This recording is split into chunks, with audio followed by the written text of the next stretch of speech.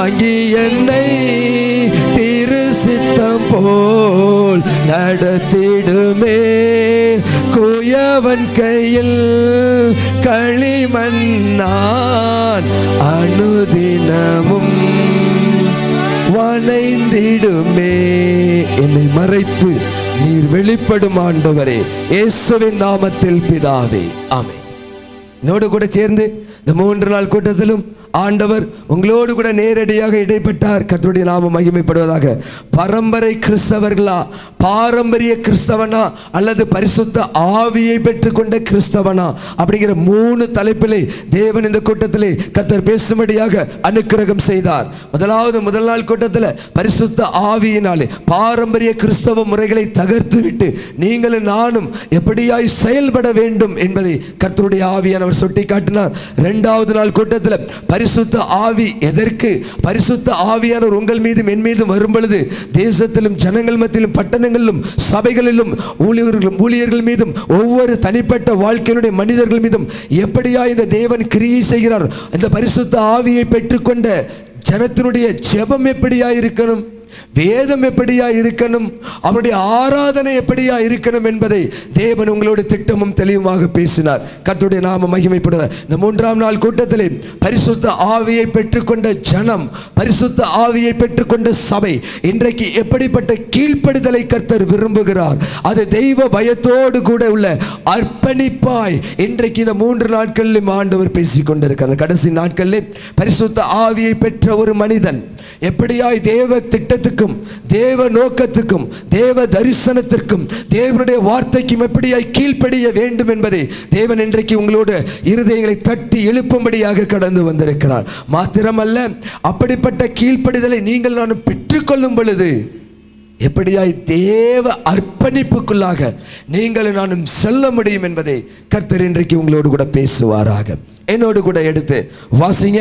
நமக்கு மாத்திரம்தான் தெய்வமா, அல்லது உலகத்தில் எல்லா மனுஷனையுமே ஆண்டவர் தான் உண்டாக்கினாரா? எடுத்து பாருங்க, சங்கீதக்காரனுடைய புஸ்தகம் 22வது அதிகாரம் 10வது வசனம். கர்ப்பத்திலிருந்து வெளிப்பட்ட போதே ஆமா உமது சார்பில் விழுந்தேன்.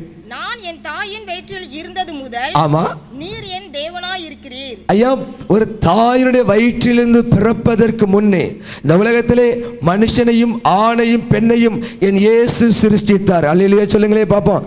வானத்தையும் பூமியை உண்டாக்கின தேவன் எப்படியாய் ஒரு மனிதனை உண்டாக்கினார் என்பதை ஆதியாகமம் 1:27 மூலமாக உங்களுக்கு தேவன் பேசினார். அப்படியாய் உண்டாக்கப்பட்ட நீங்கள் மாத்திரமல்ல, நான் மாத்திரமல்ல, இந்த உலகத்தில் உள்ள எல்லா மனுஷனும் தாயின் கர்ப்பத்திலிருந்து வெளிப்படும் முன்னே என் இயேசு அவனை தெரிந்து கொள்ளுகிறார். கைகளை தட்டி ஆண்டவரை மகிமைப்படுத்துங்க. அழைக்கப்பட்ட, அப்படி தெரிந்து கொள்ளப்பட்ட ஜனம், அழைக்கப்பட்ட ஜனம், தெரிந்து கொள்ளப்பட்ட சபை அப்படியா இருந்தாலும் பரிசுத்த ஆவியை பெற்றுக்கொண்ட சபையும் ஜனங்களும் இன்றைக்கு ஆண்டவர் ஒரு பெரிய அழைப்பு, ஏன் பர்டிகுலரா ஒரு கீழ்ப்படிதலுக்குள்ளாக மாத்திரமல்ல, ஒரு அர்ப்பணிப்புக்குள்ளாக வர வேண்டும் என்பதை தேவன் சுட்டி காட்டுகிறார். எடுத்து வாசிங்க, மத்தேயு 23:37. எருசலேமே எருசலேமே எருசலேமே எருசலேமே, தீர்க்கதரிசிகளை கொலை செய்து படிங்க, உன்னிடத்தில் அனுப்பப்பட்டவர்களை கல்லெறிகிறவளே, கோழி தன் குஞ்சுகளை தன் சிறகுகளின் கீழே கூட்டி சேர்ப்பது போல கூட்டி சேர்த்து கொள்ளும் வண்ணமாக நான் எத்தனை தரமோ உன் பிள்ளைகளை கூட்டி சேர்த்து கொள்ள மனதாய் இருந்தேன். எருசலேமை பார்த்து உன்னை எத்தனையோ டைம் நான் கூட்டி சேர்க்க ஆசைப்பட்டேன், உங்களுக்கு மனதில்லை, அங்கே கீழ்ப்படிதல் இல்லை. மனசில் என்னன்னா, தேவன் எத்தனையோ டைம் கூப்பிடுறார், எத்தனையோ டைம் ஆண்டவர் கூப்பிடுகிற அந்த சத்தத்துக்கு கீழ்ப்படிய மனதில்லை. இன்னொரு வசனத்தை காண்பித்து கொடுக்கிறேன். நீங்க அவரு கூப்பிடுறதுக்கு நீங்க கீழ்ப்படியாம ஒதுங்கின காரியத்துக்கு பதிலா நீங்க ஒண்ணு செய்றீங்களா, அதையும் காண்பித்து கொடுக்கிறேன். இப்ப நீங்க கூப்பிடுறீங்க இயேசுவே அப்படின்னு சொல்லிட்டு, முன்னாடி என்ன செய்றாரு, அவரு கூப்பிடுறாரு, ஒடியாந்துரு ஒடியாந்துரு, நீ பரிசுத்த ஆவியை பெற்ற ஜனம், பாவத்தின் அடிமைத்தனத்திலே போவாதே என்று திட்டமும் தெளிவாக நொடி பொழுது வினாடி பொழுதிலே உன்னை விசாரிக்கிறவர், உனக்கு ஆலோசனை சொல்லுகிறவர், உன்னை நடத்துகிறவர், உன்மேல் கண்ணை வைத்து உனக்கு ஆலோசனை சொல்லி புத்தி சொல்லி அந்த பாவத்தை செய்யாத, இந்த அக்கிரமத்துக்கு செய்யாதன்னு சொல்லி நடத்தக்கூடிய தேவனுக்கு நீங்கள் நானும் செவி சாய்க்காமல் எத்தனை தரமோ கூப்பிட்டு தேவ வார்த்தை உங்களுக்கு நேராய் வரும் பொழுதும் அதை அசட்டை பண்ணிவிட்டு, நீதிமொழிகள் புத்தகத்தில் ஒரு வசனம் இருக்குது, ஆண்டவருடைய வார்த்தையை அசட்டை பண்ணுகிறவன் மரணத்தை விரும்புகிறான். தேவ வார்த்தைக்கு எத்தனையோ டைம் ஆண்டவர் வந்து கூப்பிட்டு அவர் உங்களை சேர்த்து கொள்ள முயற்சிக்கும் பொழுது உங்களுக்குள்ளாய் கீழ்ப்படிதல் இல்லை. பரிசுத்த ஆவியை பெற்ற மனிதன் முதல்ல தேவனுக்கு பிரியமானது கீழ்ப்படிதல். கைகளை தட்டி ஆண்டவருக்கு மகிமைப்படுத்துங்க. ஏன் தெரியுமா? ஆண்டவர் சொல்ற காரியத்துக்கு எந்த ஒரு மனுஷன் கீழ்ப்படுகிறானோ, தயக்கம் இல்லாமல் கீழ்ப்படுகிறானோ, அவனை எடுத்து கர்த்தர் ஆயிரங்களுக்கு படுத்துவார். ஒரு வசனத்தை காண்பித்து கொடுக்கிறேன். ஏன் அவரு கூப்பிடும் போது நம்ம வரல? ஏன் அவரு கூப்பிடும் போது நம்ம கீழ்ப்படிய முடியல? எடுத்து வாசிங்க. மார்க் எழுதின சுவிசேஷ புஸ்தகம் 12:33. முழு இருதயத்தோடும், முழு மனதோடும், முழு ஆத்துமாவோடும், முழு பலத்தோடும் அன்பு கூறுகிறதும், தன்னிடத்தில் அன்பு கூறுகிறது போல் பிறனிடத்தில் அன்பு கூறுகிறதுமே சர்வாங்க தகனம் முதலிய பலிகளை பார்க்கிலும் முக்கியமாய் இருக்கிறது என்றான். எந்த பலிகள், எல்லா பலிகளும், ஆனா பலியை பார்க்கிலும் ஆண்டவர் இங்கே சொல்றார், நீங்க எத்தனையோ விதமான பலிகளை செலுத்தி இருந்தும் பரிசுத்த ஆவியை பெற்ற ஜனத்திற்கு தேவன் உடன்படிக்கையை மாத்திரமல்ல, தேவனுடைய ஒரு பெரிய சத்தம் வருகிறது. எத்தனை பலிகள் செலுத்தினாலும் கீழ்ப்படிதலை உத்தமம். செய்வீங்களா? கெஞ்சுவீங்களா? சப்புன்னு ஓங்கி ஒரு அடி. ஏன்? நான் சொல்றேன் நீ ஒபே பண்ணல. பிள்ளையை அடிக்கும் போது அதே இடத்துல அப்படியே நீங்க கொஞ்சம் வந்து ஃபிட் பண்ணீங்க. இப்ப ஆண்டவர் ஒரு காரியத்தை சொல்றாரு. பரிசுத்த ஆவியை பெற்ற ஜனமே, தேவன் ஒரு காரியத்தை சொல்லுகிறார். அதற்கு நம்ம எவ்வளவு கீழ்ப்படுகிறோம்? தேவன் பேசுகிறார். உங்களுடைய பலிகள், உங்களுடைய ஆராதனைகள், உங்களுடைய ஜெபங்கள், உங்களுடைய வேத தியானங்கள், உங்களுடைய கூட்டங்கள், உங்களுடைய எல்லா விதமான காணிக்கைகள் அத்தனையை காட்டிலும் தேவனுக்கு கீழ்ப்படிதலே உத்தமம். பக்கத்தில் கையப்பிடிங்க பார்ப்போம். பக்கத்தில் கையப்பிடிங்க.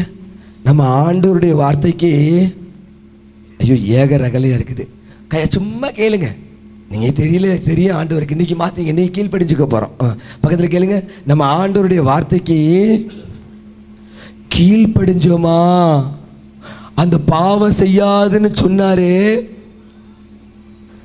அதை நம்ம செய்யறோமா செய்யலையா? டிவி பார்க்காதுன்னு சொன்னாரு, டிவி பார்க்குறோமா பார்க்கலையா? ஆத்தி சிரிக்கும் போது தான் தெரியுது.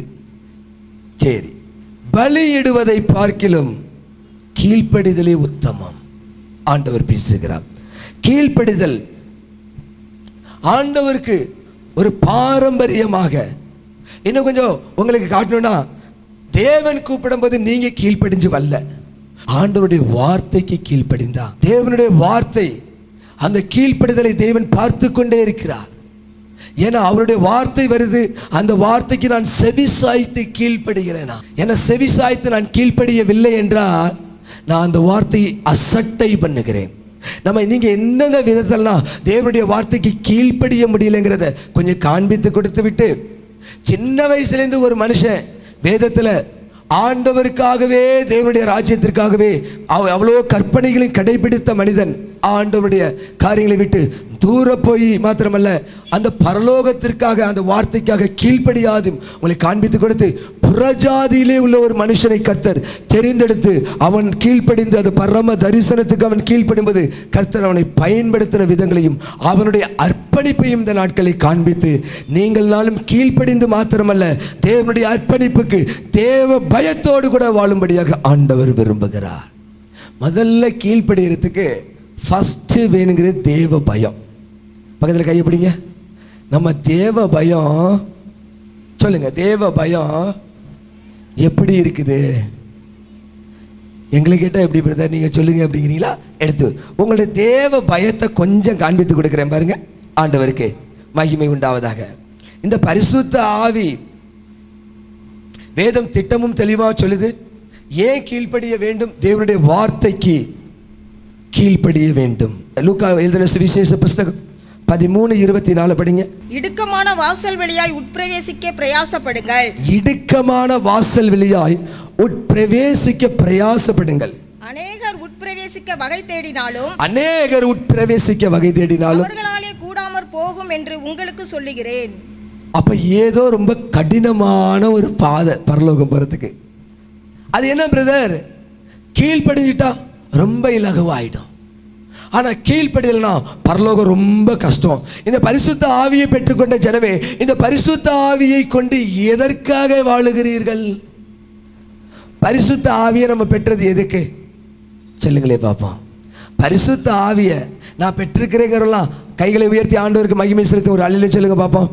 பரிசுத்த ஆவியை பெற்றுக்கொண்ட ஜனம், இந்த பரிசுத்த ஆவியை பெற்றுக்கொண்டவர்கள் எதற்காக? அந்த பரிசுத்த ஆவி நம்மளை கொண்டு போய் பரலோகம் சேர்க்கிறதுக்காக தான். பரிசுத்த ஆவியோட நோக்கம் என்ன? பரிசுத்த ஆவியானவர் உங்களுக்குள்ளே வரும்பொழுது முதலாவது தேவ வசனத்துக்கு கீழ்ப்படிய பண்ணுவார். கையில தட்டி ஆண்டவரை மகிமைப்படுத்துங்க. முதல்ல தேவ வசனத்துக்கும் தேவனுடைய சத்தத்துக்கும் கீழ்ப்படிய பண்ணுவார் ஆண்டவர். அந்த கீழ்ப்படிதல் தான் ரொம்ப முக்கியமான ஒரு பகுதி.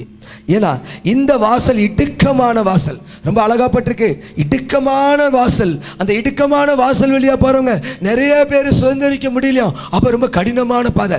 இந்த கடினமான பாதைகளுக்குள்ள நீ பரலோகம் செல்லும்படியாதான் ஆண்டவர் இந்த பரிசுத்த ஆவியை உங்களுக்கு கொடுத்திருக்கார். கைகளை தட்டி ஆண்டவரை மகிமைப்படுத்துங்களா? ஏன்னா இந்த பரிசுத்த ஆவியோட நோக்கம் எப்படியாவது இந்த ஆவி உன்னை தேவனிடம் கொண்டு போய் சேர்த்து விட வேண்டும். காலம் தொழிச்சு வானத்திலிருந்து கர்த்தர் இறங்கி வரும் பொழுது என்ன ஆகும்? நீங்கள் நானும் ஒரு நொடி பொழுதிலே மறுரூபமாயிடுவோம். கையில தேடி ஆண்டவர் மகிமைப்படுத்துங்க பாப்பா. ஒரே ஒரு நொடியில மறுரூபப்படுத்தப்பட்டு எல்லா மனுஷரும் நியாய தீர்ப்பில் நிற்க வேண்டும். இதுக்குதான் அந்த அப்படியே பொட்டியில் வச்சோன்னே அப்படியே படுத்து அங்கேயே தூங்கிடக்கூடாது, தூங்கவே முடியாது. எல்லா மனுஷரும் எழுந்திரிச்சு ஆகணும். கையில் தேடி ஆண்டவர் மகிமைப்படுத்துங்க. உங்களுடைய வாழ்க்கையில கீழ்ப்படிதல் எப்படி இருக்கிறது? முதல்ல கீழ்ப்படிதலுக்கு முன்னாடி தேவ பயம் உங்களிடத்தில் எப்படி இருக்கிறது தேவன் பேசுகிறார். 1 தீமோத்தேயுடைய புஸ்தகத்தில் எடுத்து வாசிங்க பார்ப்போம். 6வது அதிகாரம் 15-16 படிங்கயா. அந்த பிரசன்னமாகுதலை தேவன் தம்முடைய காலங்களில் வெளிப்படுத்துவார். அவரே நித்தியானந்தமுள்ள ஏக சக்கராதிபதி, ராஜாதி ராஜா, கர்த்தாதி கர்த்தர், ஒருவராய் சாவாமை உள்ளவரையா, ஒளியில் வாசம் பண்ணுகிறவரும், சேரக்கூடாத ஒளியிலே வாசம் பண்ணுகிறவர், மனுஷரில் ஒருவரும் கண்டிராதவரும், பிதாவை யாருமே காண முடியாதையா, மனுஷரில் ஒருவரும் காண முடியாதவரும் காணக்கூடாதவருமாயிருக்கிற அவருக்கே அவர் நித்திய கனமும் நித்திய வல்லமை உண்டாயிருப்பதாக. கைகளை தட்டி ஆண்டவரை மகிமைப்படுத்தலாம். எல்லாமே கைகளை உயர்த்துங்க. 2 கைகளை உயர்த்தி சொல்லுங்களேன். சேனைகளின் கர்த்தர் பரிசுத்தர். ஏதான் ஏசாயா தீர்க்கதரிசன புஸ்தகத்துல அவன் பார்க்கிறான், பெரிய அவ்வளோ பெரிய தேவனுடைய கேருபீன்கள்லாம் அவருடைய தொங்கலால் நிறைந்திருந்தது. இப்ப சொல்லிக்கலாம் ஏக சக்கராதிபதி சொல்லுங்க பாப்போம். நித்தியமான தேவன் அவர், சாவாமை உள்ளவர், சேரக்கூடாத ஒளியிலே வாசம் பண்ணுகிறவர், காணக்கூடாத தேவன். இவ்வளோ பெரிய தேவனுடைய வார்த்தை உங்களுக்கும் எனக்கும் ஒவ்வொருத்தவங்களும் ரட்சிக்கப்பட்டு எத்தனை வருஷம் எனக்கு தெரியாது, உங்களுக்கு தெரியும். 40 வருஷமோ 30 வருஷமோ 20 வருஷமோ 10 வருஷமோ 10 நாளோ தேவனுக்கு மகிமை உண்டாதாக. இவ்வளோ ஆவிக்குரிய காரியங்களை பெற்றுக்கொண்ட ஜனம், பரிசுத்த ஆவியை பெற்றுக்கொண்ட சபை ஜனங்கள், இன்றைக்கு தேவனுடைய வார்த்தை உங்களுக்கு நேரம் வருது. தேவ பயம் உங்கள் மத்தியிலே எப்படியா இருக்கிறது? எப்படியா இருக்குது? தேவ வார்த்தை அசட்டை பண்ணுகிறவர்களா இருக்கிறோமா? அல்லது தேவ வார்த்தையை கீழ்ப்படிந்து தேவ பயத்தோடு கீழ்ப்படுகிறேனா?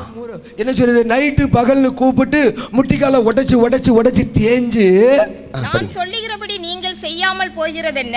நான் சொல்லுகிறபடி நீங்கள் செய்யாமல் போகிறது என்ன? ஆண்டவர் கேட்கிறார். என்னிடத்தில் வந்து என் வார்த்தைகளை கேட்டு அவைகளின்படி செய்கிறவன் யாருக்கு ஒப்பாய் இருக்கிறான்? கீழ்ப்படிந்து அந்த வார்த்தையின்படி செய்கிறவன் யாருக்கு ஒப்பாய் இருக்கிறான் என்று உங்களுக்கு காண்பிப்பேன். ஆழமாய் தோண்டி கற்பாறையின் மேல் அஸ்திபாரம் போட்டு வீடு கட்டுகிற மனுஷனுக்கு ஒப்பாய் இருக்கிறான். பெருவெள்ளம் வந்து நீரோட்டம் அந்த வீட்டின் மேல் மோதியும் அதை அசைக்க கூடாமல் போயிற்று. ஏனென்றால் அது கண்மலையின் மேல் அஸ்திபாரம் போடப்பட்டிருந்தது. தேவனுடைய வார்த்தைக்கு கீழ்ப்படுகிற, சத்தத்துக்கு கீழ்ப்படுகிற மனிதன் கட்டுகிற வீடு கண்மலையாக இயேசுவின் மேல் கட்டப்பட்ட வீடு. கைகளை தட்டியான ஆண்டவரை மகிமைப்படுத்துவீங்களா? ஒதுக்கப்பட்டு இருந்தாலும், அந்த கல் புறக்கணிக்கப்பட்டு இருந்தாலும், அந்த கல் யாரும் விரும்பாத கல்லா இருந்தாலும், அது எந்த ஆவியும் இல்லாம ஒதுக்கப்பட்ட கல்லா இருந்தாலும், அந்த கல்லின் மீது கர்த்தருடைய ஆவியானவர் இறங்கி வரும்போது அந்த கல் மூளைக்கு தலைக்கால் மாறும். கைகளை தட்டி ஆண்டவரை மகிமைப்படுத்துங்க. ஒடுக்கப்பட்டு உடைக்கப்பட்டு நொறுக்கப்பட்டு இருந்தாலும் அந்த கல் மூளைக்கு தலைக்கல்லாகிய இயேசுவின் மேல் அஸ்திபாரம் போடப்பட்ட கல். ஆனா இயேசுவின் மேல் அஸ்திபாரம் போட முடியாத கல்லா ஏன் நிக்கிறோம்? ஆண்டவரே ஆண்டவரே என்று கூப்பிடுகிறோம். 46 படிங்க இன்னொருக்கா. என்னை ஆண்டவரே ஏசப்பா எனக்கு உதவி செய்யுங்க, ஏசப்பா இதை செய்யுங்க, ஏசப்பா அப்படி செய்யுங்க கூப்பிடுறீங்க என்று நீங்கள் சொல்லியும் நான் சொல்லுகிறபடி நீங்கள் செய்யாமற் போகிறது என்ன? ஆண்டவர் சொல்றபடி நீங்க செய்யாம போறது என்ன? அப்ப ஏதோ ஒன்னு சொல்றாரு, நம்ம கேட்காம போறோம். கரெக்ட்டுங்களா? கரெக்ட்டுங்களா? ஆண்டவர் ஏதோ ஒன்று சொல்றாரு, அந்த சொல்றதுக்கு நம்ம கீழ்ப்படியாம போறோம். கர்த்தர் இடைபடுகிறார், தேவன் இடைபடுகிறார். தேவ சத்தத்துக்கு கீழ்ப்படிய முடியாமல், தேவ வார்த்தைக்கு கீழ்ப்படியாத நம்மளை கொண்டு ஆண்டவர் செயல்படுத்த முடியவில்லை, நம்மளுடைய காரியங்களை செயல்படுத்த முடியவில்லை. நம்ம சுவிசேஷம் சொன்னால் ரட்சிக்கப்பட மாட்டான். நம்ம பட்டணங்களுக்குள்ள காரியங்களை செஞ்சாலும் ஒருத்தனும் வர மாட்டான்.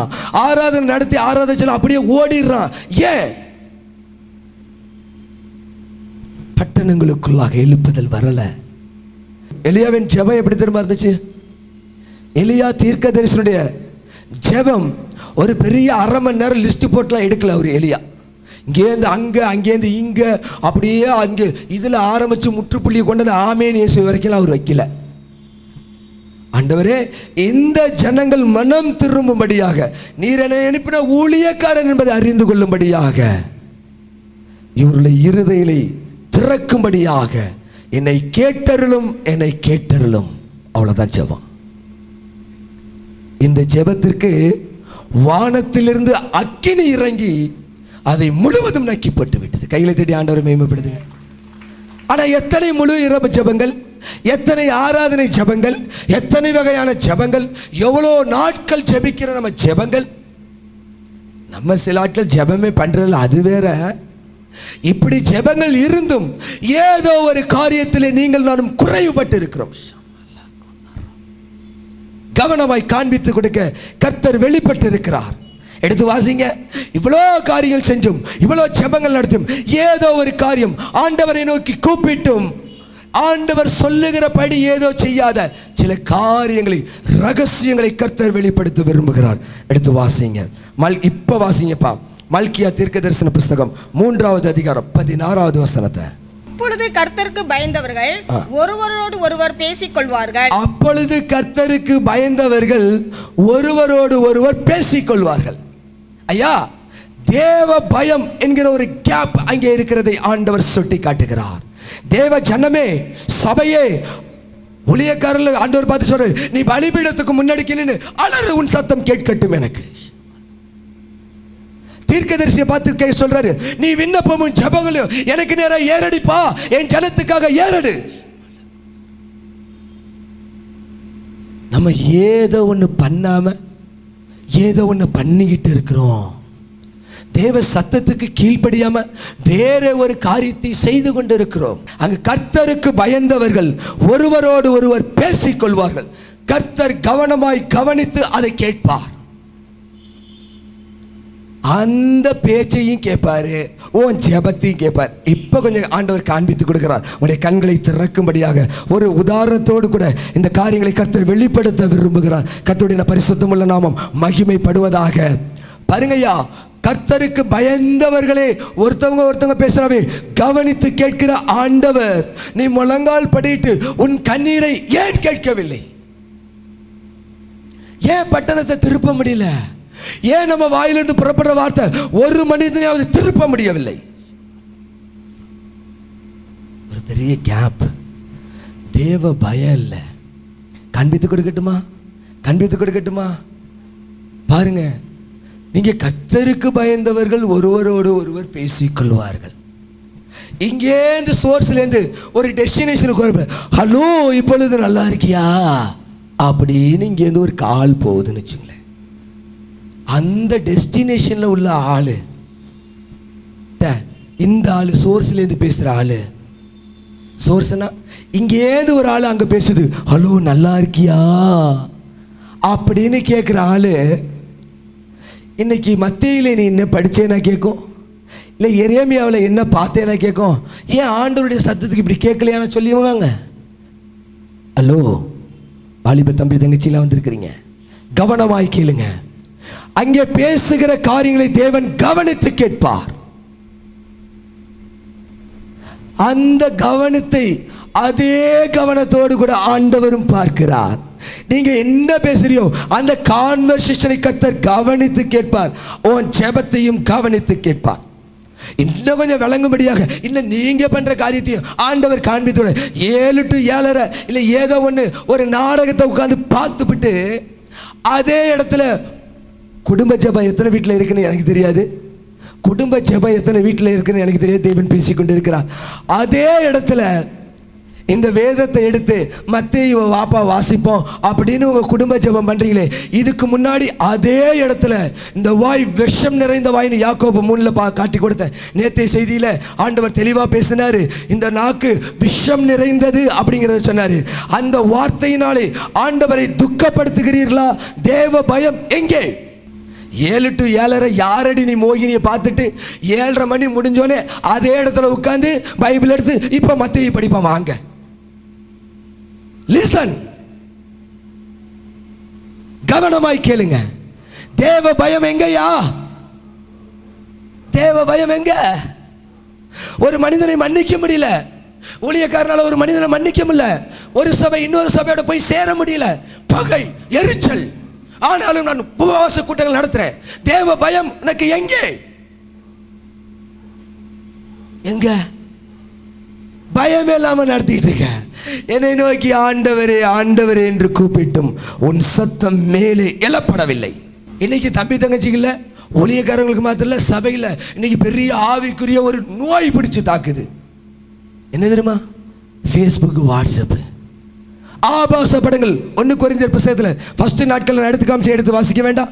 1 கொரிந்தியர்ல சுய புணர்ச்சிக்காரனும் ஆண் புணர்ச்சிக்காரனும் பாவத்தின் அருவருப்பை செய்கிறவனும் தேவனுடைய ராஜ்யத்தை பிரவேசிக்க மாட்டான் என்பதை ஆண்டவர் திட்டமும் தெளிவுமாக சொல்லி இருக்கிறான். உன் ஃபேஸ்புக்கு வாட்ஸ்அப் எடுத்து ப்ரோனோகிராஃபி சைட்ஸும் காரியங்களையும் கெட்ட கெட்ட காரியங்களையும் பார்த்துட்டு இல்லை தேவனுடைய காரியங்களே அதே ஒரு பாட்டை நீ அதுலேயும் ரசிச்சுட்டு அந்த பாட்டில் இயேசு நாமம் மகிமைப்படுவதாக. இங்கே எங்க இயேசு நாமம் மகிமைப்படும்? உன் செல்போன்ல பாடுற பாட்டும் உன் செல்போன்ல பார்க்கிற காரியமும் ஆண்டவர் பார்த்து கொண்டு இருக்கிறார் கவனமாய். அதே செல்போன்ல நீ எடுத்து என்ன திரும்ப செய்ற? ஏசப்பா பாட்டு கேட்கிறேன் நான். இங்க தேவ பயம் எங்க இருக்குது? ஹலோ ஹலோ, பக்கத்தில் கையை பிடிங்க. நீங்க பார்க்கறத மிரண்டு போய் பார்க்குறீங்க. பக்கத்தில் கையை பிடிங்க. தேவ பயம் கேளுங்க. சும்மா இன்னைக்கு தேவ பயத்தோட போயிடுங்க. தேவ பயம் நமக்கு எப்படி இருக்குது? தேவ பயம் நம்மள்ட்ட இருக்குன்னு நினைச்சோமே, அன்னை சொல்றது பார்த்தா எங்கேயோ கோட்டை விட்டுருக்கோம். கவனமாய் கேளுங்க, தேவன் வெளிப்படுத்துகிறார். இன்னைக்கு நடத்தக்கூடிய பரியாசக்காரருடைய கூட்டம் இன்னைக்கு மிகுதியாக இருக்கிறதுனால சொபிஸ்டிகேட்டட் லைஃப் மாத்திரமல்ல, பரியாசக்காரருடைய கூட்டங்கள் அதிகமாக இருக்கிறதுனால தேவ பயம் உங்கள்ட்ட எப்படியா இருக்கிறது? நான் தேவனானால் எனக்கு பயப்படுகிற பயம் எங்கேன்னு ஆண்டவர் கேட்கிறாரு. தேவ பயம் எங்கேயா இருக்குது? கசப்போட வந்து ஆண்டவருடைய சமூகத்தில் ஜெபம் பண்றமே, இந்த பரிசுத்த ஆவியை பெற்றுக்கொண்ட ஜனமே, சபையே, தேவன் உங்களுடைய இருதயத்திலே ஒரு குற்ற உணர்வை நீ அவனோடு கூட ஒப்புரவாக வேண்டும் என்று வேதம் காட்டி கொடுக்கவில்லையோ? நீ ஒரு மனிதனை மனப்பூர்வமாய் மன்னிக்கலனா, நானும் உன் பாவத்தை மன்னிக்கலன்னு சொல்ற ஆண்டவருடைய வார்த்தை உங்களுக்கு செவிசாய்க்க முடியவில்லையோ? சொல்லுங்க பாப்போம். அப்புறம் எப்படியா நீங்க நடத்துற ஆராதனை, ஜெபங்கள், உபவாசங்கள், காரியங்கள்?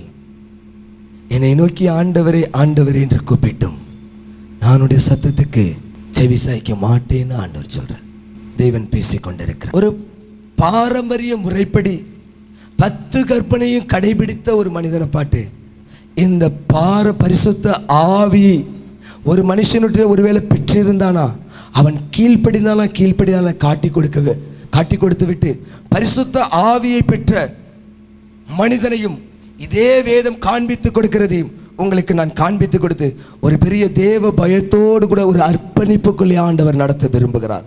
எத்தனை பேர் கையில தட்டி என் ஆண்டவரை மகிமைப்படுத்துவீங்க? இல்லை, மார்க் எழுதின விசேஷ புஸ்தகம் 10வது அதிகாரம் 18 22 வரைக்கும் படிங்கக்கா. அவன் மிகுந்த ஆஸ்தி உள்ளவனாய் இருந்தபடியால் இந்த வார்த்தையை கேட்டு மனமடிந்து துக்கத்தோட போய்விட்டான். அதுக்கு முன்னாடி கொஞ்சம் பாருங்க. அதற்கு அவன், போதகரே, இவைகளெல்லாம் என் சிறு வயது முதல் கை கொண்டிருக்கிறேன் என்றான். கொஞ்சம் முன்னாடி நான் நித்திய ஜீவனை இப்ப சுதந்திரிக்கணும்னு சொல்லிட்டு வரும் பாருங்க. மார்க் 10:18. அதற்கு இயேசு, நீ என்னை நல்லவன் என்று சொல்லுவானே. படிங்க, கவனமாய் கேளுங்க. பாரம்பரிய முறைப்படி, கிறிஸ்தவ முறைப்படி வளர்க்கப்பட்ட ஒரு பிள்ளை, சின்ன வயசுலேருந்து கிறிஸ்தவ முறைப்படி. எத்தனை பேர் தான் பிள்ளைக்கு காலையில் எழுந்திரிச்சோன்னே கையை வச்சு தகப்பன் அல்லது தாய் ஜெபம் பண்ணுறீங்க? ஒரு நிமிஷம்க்கா. எத்தனை பேர் உங்கள் பிள்ளை மேலே காலையில் எழுந்திரிச்சு கையை வச்சு ஜெபம் பண்ணுறீங்க? யாருமே இல்லையே.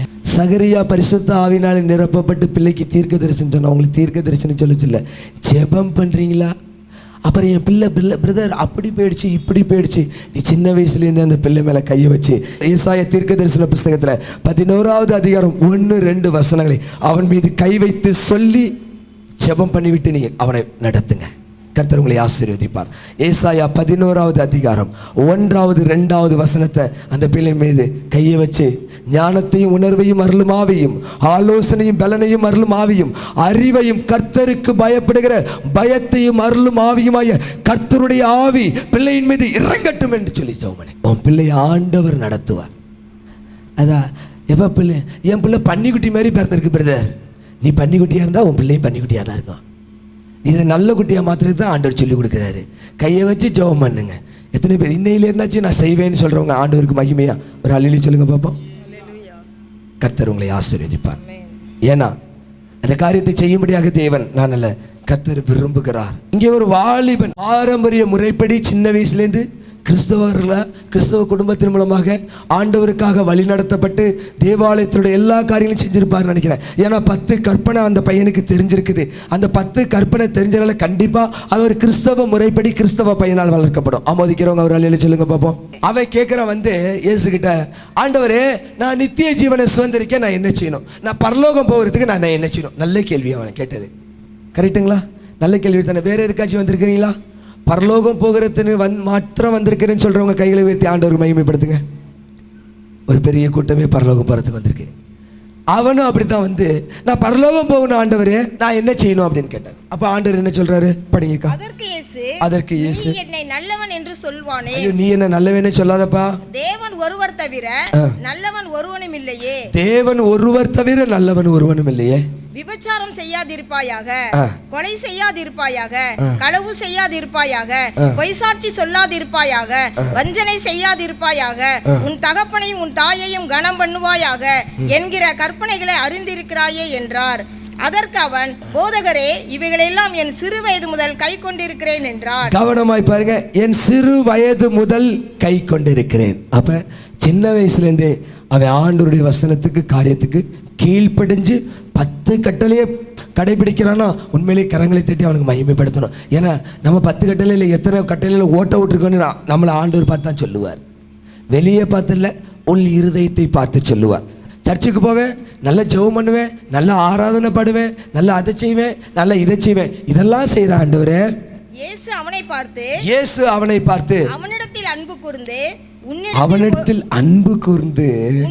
ஐயோ 10 கட்டளையும் இந்த பிள்ளை கைப்படுது, நல்ல பிள்ளை அப்படின்னு சொல்லிட்டு 10 கட்டளையும் நீ கை கொள்றதுனால இயேசு அவனிடத்தில் அன்பு கூர்ந்து, உன்னிடத்தில் ஒரு குறை உண்டு, ஒரே ஒரு குறை இருக்குப்பா ஏசப்பா, ஏன்னா நீ இந்த பூமிக்காக அல்ல பரலோக வரணும்னு ஒரு பெரிய காரியத்தை கேட்டுட்டேன்.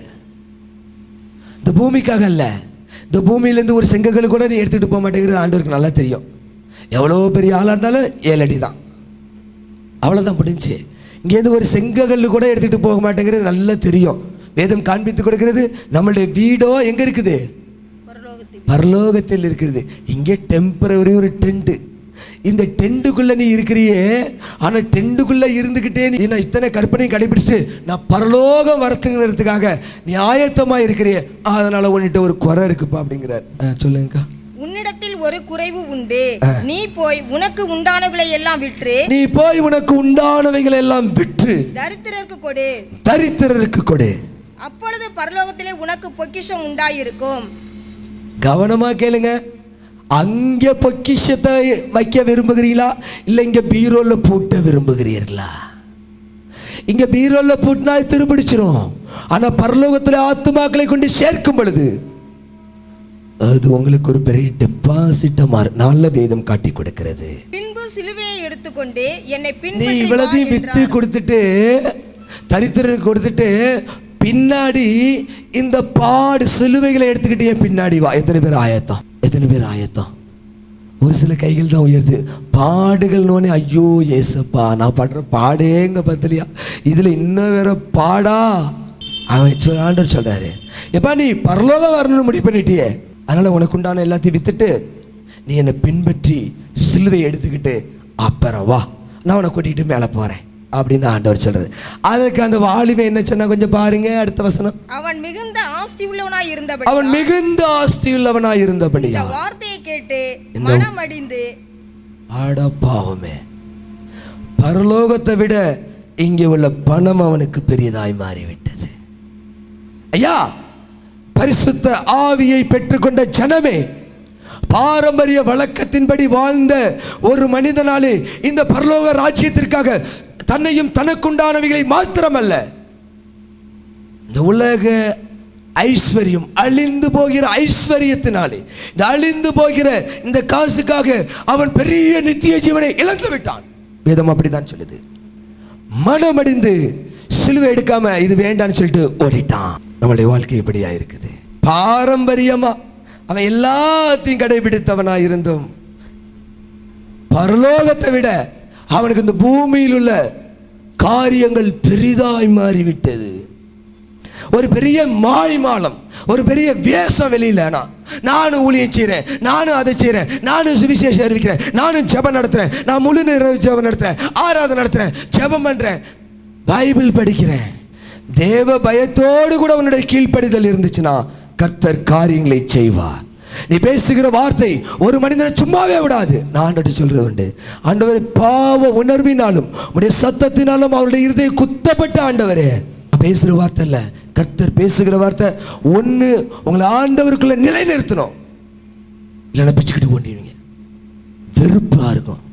நான் ஒரு இடத்துல ஜெபிக்க போயிருந்தபோது பிசாசு பிரச்சனையில் பிடிக்கப்பட்ட ஒரு பிள்ளை வெளியில் ஜோமனம் போது வெளியில் வந்துருச்சு அந்த பிசாசு. அது என்னை பார்த்துச்சு, நீ ஏன்டா இங்கே வந்த, உன்னை பார்த்தாவே எனக்கு எரிச்சலாக இருக்குது. ஆமாம், பிசாசுக்கு நம்மளை யாருன்னு நல்லா தெரியுமே, ஆண்டவருக்கு நம்மளை யாருன்னு தெரியும். வெளி தோற்றத்தை அல்ல, உன்னுடைய இருதயத்தை விக்கிரக ஆராதனைக்காரனாய பொருளாசைக்காரன். பாரம்பரிய முறைப்படியாக வாழ்ந்து நீ பெரிய ஊழியத்தை செய்தாலும் இல்ல பெரிய சபை சார்ந்தவர்களாக இருந்தாலும் யாராயிருந்தாலும் விக்கிரக ஆராதனைக்காரனாய பொருளாசைக்காரன் என்று வேதம் காண்பித்து கொடுக்கிறது. பரிசுத்த ஆவி ஒருவேளை இல்லாததுனால, பரிசுத்த ஆவி பெற்றானால் ஏன் நமக்கு தெரியல, ஆனா பரிசுத்த ஆவி இருந்துச்சுன்னா கண்டிப்பாக அவன் என்ன செஞ்சிருப்பான், அந்த நித்திய ஜீவனுக்காக எனக்கான எல்லா ஆஸ்திகளையும் விட்டு தரித்திர கொடுத்துட்டு இந்த சிலுவை நான் எடுத்துக்கிட்டு வந்துடுறேன் அப்படின்னு வந்திருப்பான். வந்திருப்பானா? வந்திருக்க மாட்டானா? சிலுவை எடுத்து பரிசுத்த ஆவியை பெற்ற ஒரு மனுஷன், சிலுவை எடுத்த மனுஷனை காண்பித்து கொடுக்கிறேன். எடுத்து வாசிங்க என்னோட அப்போஸ்தலருடைய நடபடிகள் 9வது அதிகாரம் 1வது வசனத்தை படிங்க. ஐயா, நம்முடைய ஊழியங்களையும் நம்முடைய சபைகளையும் நம்முடைய வாழ்க்கையும் நம்ம தேவனுக்கு நம்மளுக்கு கொடுக்கப்பட்ட பரிசுத்த ஆவியும் நீங்கள் நானும் நிதானிக்கும்படியாக மாத்திரமல்ல, இந்த எச்சரிப்பின் சத்தத்துக்கு நீங்கள் நானும் செவி சாய்க்கும்படியாக தேவன் விரும்புகிறார். படிங்கம்மா. சவுல் என்பவன் இன்னும் கர்த்தருடைய சீசரை பயமுறுத்தி கொலை செய்யும்படி சீரி பிரதான ஆசாரியரிடத்திற்கு போய் கொலை செய்யும்படியாக சவுல் என்ற ஒரு மனுஷன் அங்கே எந்த மார்க்கத்தான் யாராயா இருந்தாலும் நான் கொலை செய்ய வேண்டும் என்று அவன் கட்டளை பெற்று அவன் போகிறதை காண்பித்து கொடுக்கிறான் ஆண்டவர். படிங்கப்பா. இந்த மார்க்கத்தாராகிய புருஷரையாகிலும் ஸ்திரீயாகிலும் நான் கண்டுபிடித்தால் அவர்களை கட்டி எருசலேமுக்கு கொண்டு வரும்படி தமஸ்குவில் உள்ள ஜெப ஆலயங்களுக்கு நிருபங்களை கேட்டு வாங்கினான். அவன் பிரயாணமா போய் தமஸ்குக்கு சமீபித்த போது ஜடிதியிலே வானத்திலிருந்து ஒரு ஒளி அவனை சுற்றி பிரகாசித்தது. ஆமா, அவன் தரையிலே விழுந்தான். அவன் தரையிலே விழுந்தான். அப்பொழுது சவுலே சவுலே நீ என்னை ஏன் துன்பப்படுத்துகிறாய் என்று சவுலே சவுலே ஏன் என்னை துன்பப்படுத்துகிறாய் படிங்கப்பா என்று தன்னுடனே சொல்லுகிற ஒரு சத்தத்தை கேட்கிறான். அதற்கு அவன் ஆண்டவரே நீர் யார் என்றான். அதற்கு கர்த்தர் நீ துன்பப்படுத்துகிற இயேசு கேட்கிறான் பாருங்க. முள்ளில் உதைக்கிறது உனக்கு கடினமா என்றார். அவன் நடுங்கி திகைத்து ஆண்டவரே நான் என்ன செய்ய சித்தமா இருக்கிறேன். அவன் நடுங்கி திகைத்து தேவ பயத்தோடு சொல்றான், நான் என்ன செய்ய சித்தமா இருக்கிறீங்க ஆண்டவரே, நான் என்ன செய்ய சித்தமா இருக்கிறீர். ஆண்டவர் அதுக்கு சொல்றாரு, அதற்கு கர்த்தர் நீ எழுந்து பட்டணத்துக்குள்ளே போ, நீ செய்ய வேண்டியது அங்கே உனக்கு சொல்லப்படும் என்றார். 13 நிருபங்களை எழுந்தின அப்போஸ்தலனாகிய பவுல் ஆண்டவர் சந்தித்தார். அவன் பரிசுத்த ஆவியினாலே நிரப்பப்பட்டதை அப்போஸ்தலருடைய நடபடிகள்ல நீங்க படிச்ச அந்த அதிகாரத்துடைய காரியங்களை படிச்சு பாருங்க. அவன் பரிசுத்த ஆவியினாலே நிரப்பப்பட்டு தேவ ஆவியினாலே அவன் முடிசூட்டப்பட்டான். முடிசூட்டப்பட்ட பரிசுத்த ஆவியை பெற்றுக்கொண்ட அந்த மனுஷனுடைய வாழ்க்கை நான் காண்பித்துக் கொடுக்கிறேன். அவன் தேவனுக்காக இழந்த காரியத்தை நான் காண்பித்துக் கொடுக்கிறேன். எடுத்து வாசிங்க. பிலிப்பியருக்கு எழுதின நிருபம் 3வது அதிகாரம் 11வது வசனத்தை படிங்கப்பா. பிலிப்பியர் 3:11. அவருக்காக எல்லாவற்றையும் இயேசுவுக்காகவும் இயேசுவுடைய பரலோக ராஜ்யத்திற்காகவும் எல்லாவற்றையும் நஷ்டமென்று விட்டேன். இங்க லாபமா இருந்தது கூட நஷ்டம் என்றார். படிங்க. குப்பையுமாக எண்ணுகிறேன், நான் அடைந்தாயிற்று அல்லது முற்றும் தேறினவனானே. நான் நஷ்டமோ குப்பையுமா என்ற இந்த உலகத்தினுடைய படிப்பு பட்டங்கள் கல்வியிலே அவன் பெரிய ஆளுங்கிறாங்க, அவ்வளோ பெரிய பணக்காரனான எதுவா இருந்தாலும் என் இயேசுவின் ராஜ்யத்திற்காகவும் அவருடைய நாமத்திற்காகவும் குப்பையுமாய் நஷ்டமுமாய் என்ற பரிசுத்த ஆவி பெற்ற மனிதன். கைகளை தட்டி ஆண்டவரை மகிமைப்படுத்துங்க. தேவன் உங்களோடு பேசிக்கொண்டிருக்கிறார். பாரம்பரிய முறையிலே வளர்க்கப்பட்டு நம்மளுடைய பண்ணக்கூடிய எல்லா பரம்பரையாக வந்த காரியங்கள் எல்லாம் இப்படியா இருந்தாலும் ஒரு சின்ன காரியத்தை ஆண்டவர் கேட்ட நம்ம ஐயோ பரலோகம் போறதுக்கு தானேப்பா வந்திருக்கிற, பரலோக ராஜ்யத்தை எப்படியாவது நான் சுதந்திரிச்சு ஓடி இருந்தானே செய்யறோம். ஊழியம் செய்யற நாங்களும் சரி, சுவாசிகளான யாரா இருந்தாலும் சரி, எல்லாமே அந்த ராஜ்யத்தை சுதந்திரிக்க வேண்டும் என்கிற ஒரு பெரிய தாகத்தோடு ஓடுகிற தம்பி தங்கச்சி ஐயா அம்மா கவனமாய் கேளுங்க. பரிசுத்த ஆவியை பெறாதவன் தேவ வார்த்தையை கேட்டு துக்கமடைந்து அந்த சிலுவை எடுக்க விரும்பவில்லை. பரிசுத்த ஆவியை பெற்றுக்கொண்ட பிறகு கொலைகார பண்ணும்படியாக செயல்பட்ட ஒரு மனிதனை தேவன் சந்திக்கும் பொழுது தனக்கான எல்லாவற்றையும் இழக்கிற அனுபவம்.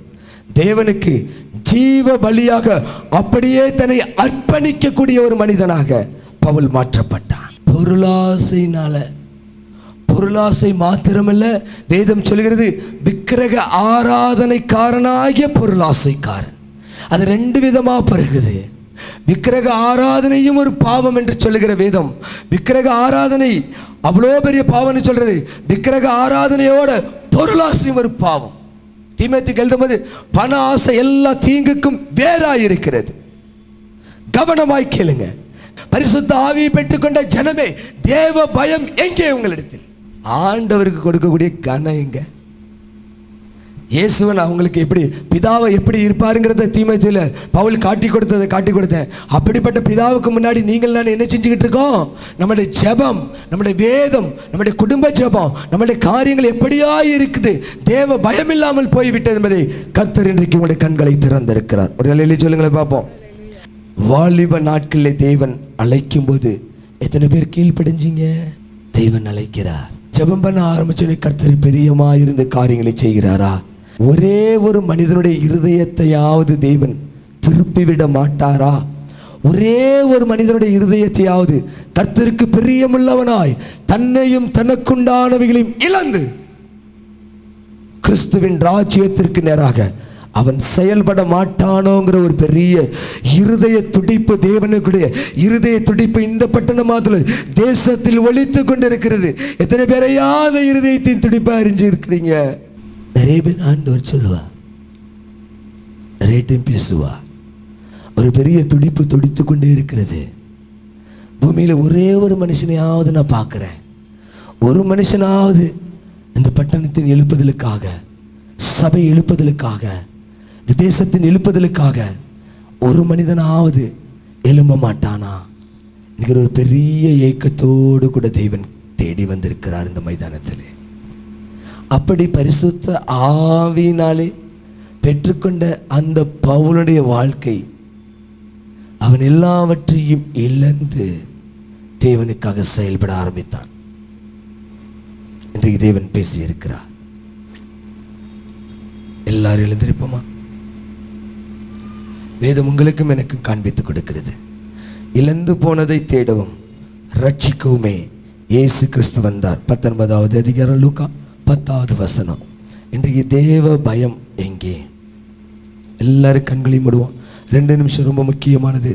தேவ பயத்தோடு கூட ஆண்டவரே, ஒரு தானியேலுடைய ஜெபத்தை கேட்டு ராஜாக்களை மாற்ற முடியுமோ என்றால், என்னுடைய பட்டணங்களில் எத்தனையோ ஜெபங்கள், எத்தனையோ ஆராதனைகள், எத்தனையோ கூட்டங்கள், எத்தனையோ உபவாசங்கள் இருந்தும் ஆண்டவரே, ஒரு மனிதனுடைய சத்தத்திற்கா பதில் தந்து 3 ராஜ்யங்களை அசத்தீரே. ஆனா எங்களுடைய சத்தத்திற்கு, எங்களுடைய ஜெபத்திற்கு பதில் இல்லையோ? தேவ பயம் சபையிலும் ஜனங்கள் மத்தியிலும் குறைந்து போய்விட்டது. தேவ அன்பு குறைந்து போய்விட்டது. தேவ கீழ்ப்படிதல் குறைந்து போய்விட்டது. தேவ அன்பு சுத்தமாக விளக்கப்பட்டு விட்ட ஒரு சூழ்நிலை. ஆனாலும் ஏதோ ஓடுகிறோம். இழந்து போன இதை தேடவும் ரட்சிக்கவுமே வந்தார். சில ஒரு அம்மாவோட ஒரு சின்ன பிள்ளையை கொளுத்தி விட்டாங்க. ஒரு பேப்பரில் போட்டிருந்தாங்க. பேப்பரில் வந்து ஒரு நியூஸு.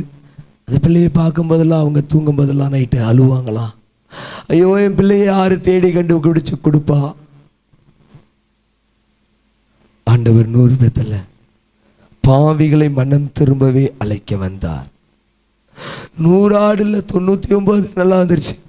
ஒரு ஆடு காணாம போயிடுச்சு. அந்த ஒரு ஆடை தேடி இயேசு போகிறார். ஐயா, இயேசு தேட வருகிறார். ஆண்டவரே, இந்த ராஜ்யத்திற்காகவும் பரிசுத்த ஆவியை பெற்றேன் என்று சொல்லியும் எங்களை நாங்களே வஞ்சித்துக் கொள்ளாமல், சபை வஞ்சிக்கப்பட்டு போகாமல், எங்களையும் எனக்குண்டானவைகளையும் விற்று இழந்து அர்ப்பணிச்சு தேவ பயத்தோடு உம்முடைய சத்தத்துக்கு நான் கீழ்ப்படிந்து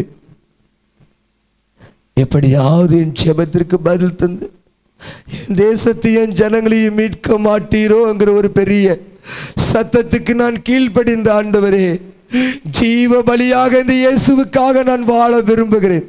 தேவ பயத்தோடு கூட என்னை அர்ப்பணிக்கிறேன் என்று சொல்லுகிறவர்கள் உடைய வலது கரங்களை கர்த்தருக்கு நேராக உயர்த்தும்படியாய் கேட்கிறான்.